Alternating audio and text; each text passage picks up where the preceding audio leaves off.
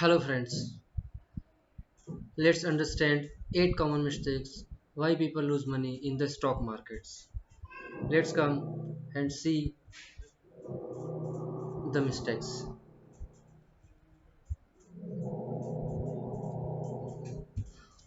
Mistake number 1, lack of patience. Stock लेने के बाद धैर्य की कमी। स्टॉक लेने के बाद गिरने के बाद आप तुरंत सेल कर देते हैं या धैर्य खो जाते हैं, तो इसकी वजह से आपको लॉस हो जाता है।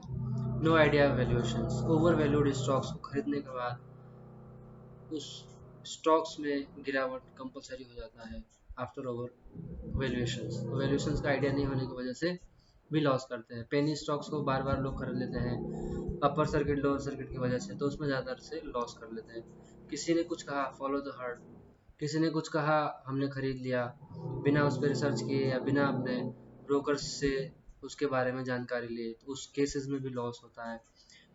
Look at the 50 week low 50 week high, कभी कभी हम 50 लो देख करके खरीद लेते हैं, वो और लो चला जाता है। कभी 52 वीक हाई देख कर खरीद लेते हैं, वहीं से वापस हो जाता है। तो खरीदने से पहले या बेचने से पहले हमें उस पर रिसर्च करना, उसके बारे में समझना ज़रूरी होता है। बट हम तुरंत देखते हैं, तुरंत खरीद लेते हैं या तुरंत बेच देते हैं, तो उस केस में भी लॉसेस होता है।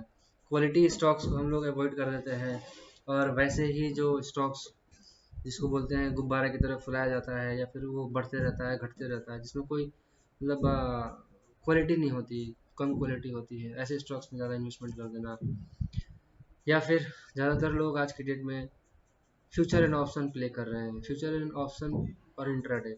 बात करते हैं फ्यूचर एंड ऑप्शन की। फ्यूचर एंड ऑप्शन में एक्चुअली इन्वेस्टमेंट अमाउंट कम होता है, प्रॉफिटेबिलिटी ज़्यादा दिखती है, बट हम सिर्फ प्रॉफिटेबिलिटी देखते हैं, लॉस के बारे में नहीं सोचते हैं।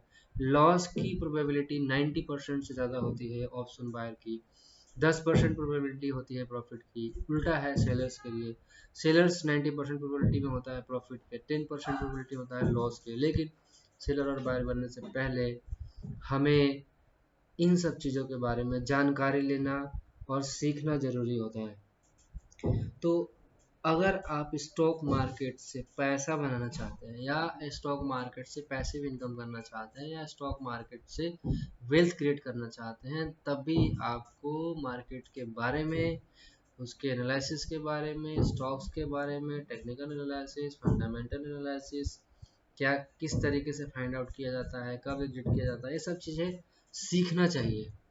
और learning is the most important part of any kind of business और वर्क। इवन हम अगर कोई बिजनेस करते हैं उसके बारे में भी सीखते हैं, किसी कंपनी में जॉब करते हैं उसके बारे में भी सीखते हैं, ऐसे ही स्टॉक मार्केट है, इसके बारे में भी सीखना चाहिए। सीखने के बाद रिस्क मैनेजमेंट को ध्यान में रखते हुए ट्रेड करना चाहिए।